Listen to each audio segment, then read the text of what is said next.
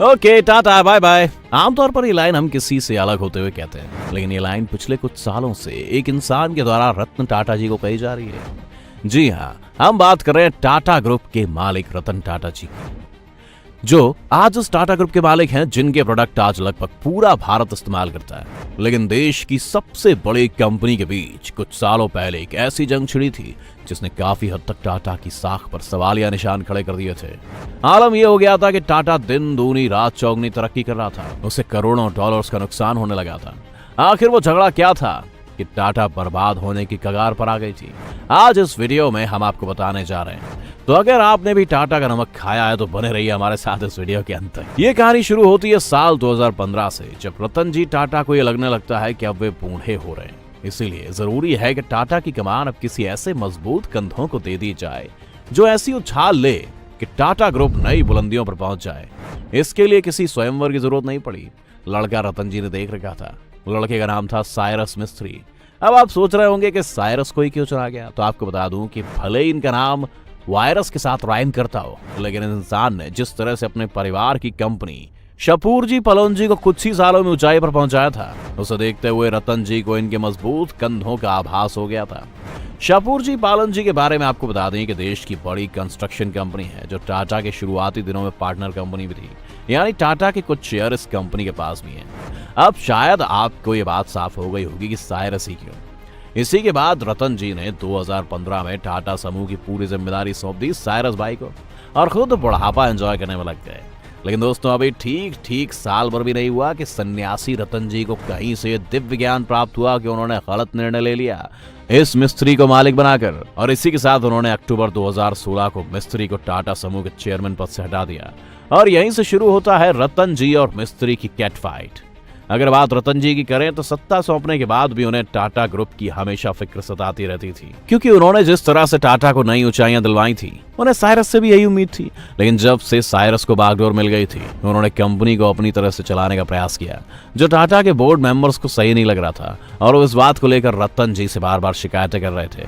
और आखिरकार रतन जी ने बोर्ड मेंबर्स की बात पर जब गौर करना शुरू किया तो उन्हें भी साइरस के काम करने के तरीके में बहुत सारी खामियां नजर आई और कंपनी की साख बचाने के लिए उन्होंने साइरस को जबरदस्ती पद से हटा दिया।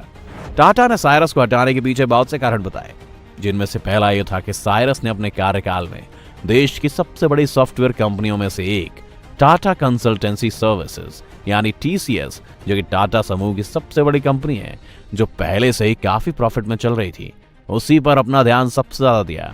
इसके बजाय इसकी जो दो कंपनियां घाटे में हैं, उन्हें उबारने के लिए साइरस ने टाटा के देश विदेश में फैले होटल से हो रहे लॉस को बचाने के लिए उन होटल्स के शेयर्स को बेचकर नुकसान से बचने का काम करने लगा, जिससे कि टाटा के होटलों पर उनकी पकड़ कम होने लगी थी। इसके अलावा साइरस ने जापानी कंपनी डोकोमो के साथ बुरा बर्ताव किया, जिससे कि टाटा की टेलीकॉम कंपनी को छोड़कर डोकोमो चली गई। और साथ ही उसने टाटा पर 1.2 बिलियन डॉलर्स का हर्जाना थोप दिया, जिससे कि टाटा को बहुत लॉस हुआ था। और यहीं से साइरस ने बोर्ड मेंबर्स का भरोसा खो दिया और उसके बारे में कहा जाने लगा कि ये टाटा का मालिक होने के बावजूद भी अपनी घर की कंपनी को ही बनाने में लगा हुआ है। यानी कि अगर साफ शब्दों में कहा जाए तो साइरस की नीयत टाटा को लेकर साफ नहीं थी। इतने सारे कारण देखने के बाद रतन जी ने जबरदस्ती टाटा को साइरस से अलग कर दिया। अब अगर किसी को अचानक से राजा बनाकर उसे अगले ही साल गद्दी से उतार कर भगा दिया जाए, उस बेचारे को बुरा तो लगेगा ही। इसी बुरे को फील करते हुए टाटा के लिए वायरस बन चुका साइरस पहुंच गया national company law appellate tribunal, या शॉर्ट में कह लें तो NCLAT। ये वो ऑर्गेनाइजेशन है जो ऐसी बड़ी कंपनियों के झगड़े को सुलझाने का काम करती है।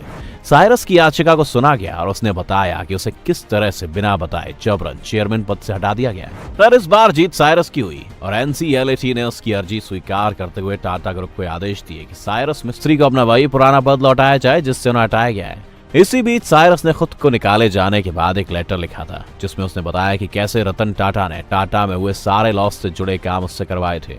उसने अपने लेटर में लिखा था कि रतन टाटा, जिसे टाटा ग्रुप का चाइल्ड ब्रेन मान रहे थे, उसी नैनो कार के प्रोडक्शन ने टाटा को कई 100 करोड़ का लॉस करवाया था। साथ ही टाटा के यूके स्टील और होटल्स पॉलिसीज पहले से इतनी खराब थी कि उसमें लगातार घाटा होता जा रहा था। साथ ही उसने ये भी कहा कि विदेशों में इन्वेस्टमेंट की वजह से टाटा पर बहुत कर्ज बढ़ गया था। साथ ही उसने रतन जी को टारगेट करते हुए सीधा बोला कि रतन जी टाटा ने ही उस पर एयर एशिया और सिंगापुर एयरलाइंस के साथ आकार एविएशन इंडस्ट्री में टाटा को लाने के लिए मजबूर किया था, जो कि टाटा ग्रुप के लिए एक बड़ा डिजास्टर साबित हुआ था। जब एनसीएलटी ने साइरस मिस्त्री को 2019 में वापस टाटा ग्रुप की कमान देने का आदेश दिया तो इस आदेश के खिलाफ रतन टाटा जी ने सुप्रीम कोर्ट में याचिका दायर की। याचिका की सुनवाई करते हुए सुप्रीम कोर्ट ने एनसीएलटी के सभी आदेशों पर रोक लगा दी और साइरस फिर से मालिक बनते बनते रह गए। खैर, अभी ये लड़ाई कब तक चलेगी और आगे चलकर टाटा ग्रुप का मालिक कौन बनेगा, क्योंकि रतन जी की अपनी कोई संतान ना होने के नाते ये तो तय है कि टाटा को कोई और ही संभालेगा। लेकिन इसके दौर में भी टाटा वैसे ही देश की सबसे प्रतिष्ठित कंपनियों में से एक रह पाएगी। ये सब भविष्य के कर्म है। हमें सिर्फ ये चाहिए कि हम अपने इस्तेमाल में आने वाली कंपनियों के बारे में जरूरी जानकारियां रखें, क्योंकि इन सब का असर अंत में यूजर को ही सहना पड़ता है। आपको क्या लगता है कि टाटा की इस लड़ाई में कौन सही है, साइरस मिस्त्री या रतन जी टाटा? आप हमें कमेंट करके बता सकते हैं। अगर आज की वीडियो आपको पसंद आई हो तो इसे लाइक करने के साथ साथ अपने दोस्तों और रिश्तेदारों के साथ शेयर जरूर कर दें। अगर आप ये वीडियो यूट्यूब पर देख रहे हैं तो चैनल को सब्सक्राइब करके बेल आइकन दबा दें, और अगर फेसबुक पर आप ये वीडियो देख रहे हैं तो फेसबुक पेज को जल्दी से लाइक करें। फिलहाल के लिए इतना ही। अभी के लिए दीजिए हमें इजाजत। आपसे मुलाकात होगी अगली वीडियो में। शुक्रिया।